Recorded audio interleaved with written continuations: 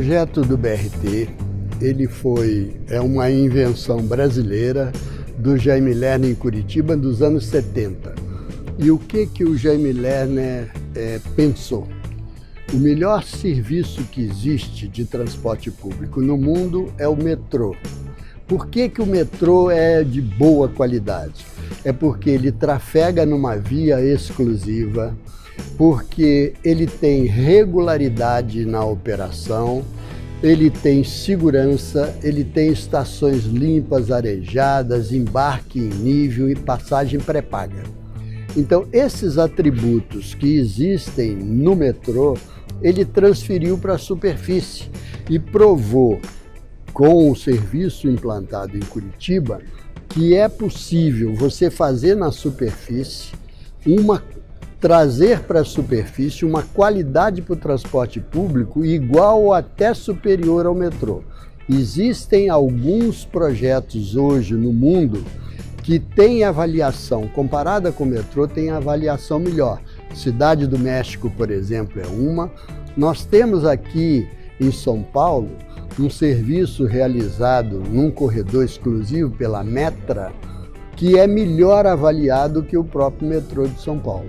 Então, a ideia é uma ideia exitosa, que está replicada no mundo todo. E, infelizmente, essa talvez é uma frustração do criador, ele não conseguiu implantar no Brasil esses projetos de BRT.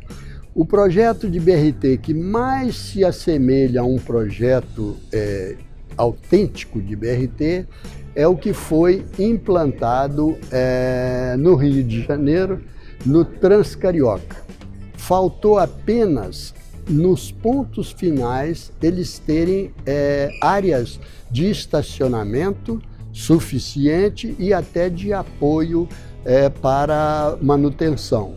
Porque o projeto completo de BRT, ele compreende estações nos pontos finais, né? Áreas de apoio para manutenção, abastecimento, limpeza, qualquer tipo de atividade. Também carros de socorro para eventualmente dar um socorro a um ônibus que tiver problemas ao longo do percurso e resolver a retirada desse veículo imediatamente. Todos os outros atributos o Transcarioca tem. O que aconteceu com a deterioração desse serviço? Na verdade, um sistema de BRT, ele precisa não só, uma vez construída a obra física, os terminais, o pavimento que precisa ser de concreto para ter grande durabilidade, porque os ônibus são muito pesados, ele precisa de ter, além da operação, existem outras questões que são importantíssimas, que são a evasão de receita por invasão das estações, que podem, eventualmente, se não houver segurança e vigilância, as pessoas entrarem pelo local que não é direcionado ao pagamento das passagens.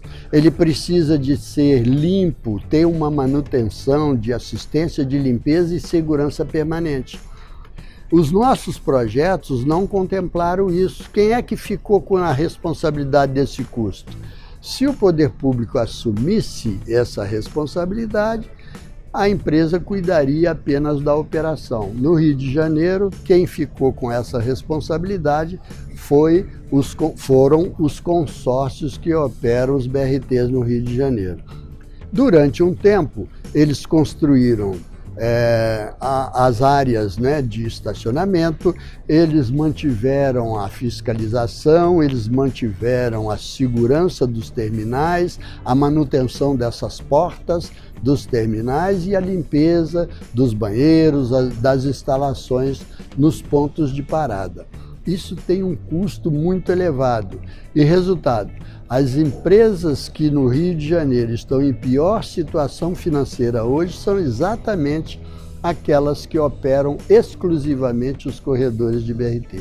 Então, o que a gente verificou é que no Brasil todo, com exceção de Curitiba, onde O poder público cuida da manutenção das estações e cuida da segurança.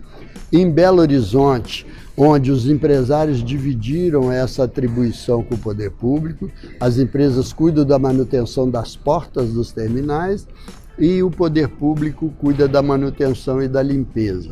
Então, Belo Horizonte vem funcionando muito bem, o MOVE, e em Curitiba sempre teve uma operação razoável por força desses atributos que estão sendo mantidos, né? Lamentavelmente, a gente tem outras experiências que não deram muito certo. Nós podemos também citar o caso de Goiânia, que também tem uma operação muito boa, bem avaliada pela população, mas foi um projeto que não foi atualizado. Assim como Curitiba também não foi atualizado, né? Ele precisa se adaptar, porque nos anos 70 nós não tínhamos problemas de congestionamento, hoje tem. Então, no trajeto onde existe, onde o ônibus tem que compartilhar cruzamentos com automóveis, com pedestres, é preciso que a sinalização dê preferência ao BRT para ele garantir esse atributo de viagens regulares, de cumprimento de viagem, de velocidade comercial mais alta, para poder ter esse custo desse serviço ser remunerado pelo próprio passageiro transportado. Então, eu diria que os projetos de BRT implantados no Brasil foram projetos capengas, que não obedeceram esses atributos mínimos de construção. Por exemplo, em Brasília foi feito um projeto de BRT muito bom, um projeto de engenharia perfeito, pavimento bom, estações muito bem construídas, mas não foi feita a integração dessas estações. Resultado, o BRT de Brasília, na região sul da cidade, ele pega os passageiros no ponto final, no bairro do Gama, e leva diretamente até o centro da cidade, não para em nenhuma estação porque não tem passageiro para embarcar, porque é um corredor de uma rodovia federal, que precisariam essas estações serem alimentadas por serviços de menor porte, e isso não foi feito. É um belo projeto de engenharia, mas não é um projeto de transporte. Então essa questão do BRT, ele é um produto muito bom, que resolve naturalmente, que ele precisa ser dimensionado, ele é rentável a sua aplicação, para uma produção de pelo menos 25 a 30 mil passageiros por hora por sentido. Ele tem capacidade para isso. Se for uma capacidade muito baixa, não vale a pena você investir num serviço desse. Você investe em faixas seletivas, em corredores, onde você tem alguma prioridade. Não há necessidade de um projeto de BRT que é muito mais caro, né? Mas, da mesma forma, os grandes projetos estruturantes, né, demandas de 50 mil passageiros por hora por sentido, de 60 mil, precisa de ter um metrô. Não é o que está feito no Ceará, por exemplo, onde tem lá o metrô de superfície lá do Cariri, que transporta 15 mil passageiros, né, por dia. Se fosse por hora, até que seria razoável pensar.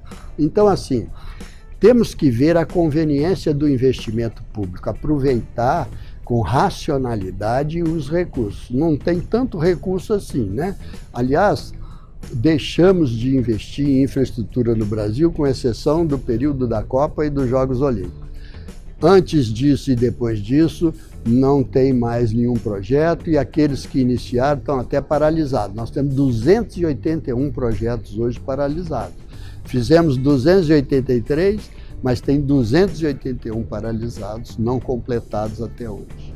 Um projeto de BRT, ele precisa não só de ser um projeto bem executado, com todos os atributos que o metrô tem, porque essa foi a concepção original e é a correta, mas também a gente tem que pensar no depois, no após, a manutenção da via, a manutenção dos terminais, a segurança e nos pontos extremos você ter pontos de apoio, se nós preservarmos isso, esses projetos, certamente eles serão exitosos. A manutenção dos terminais com segurança, com limpeza e manutenção do pavimento custa caro, não é muito barato, né? É dispendioso.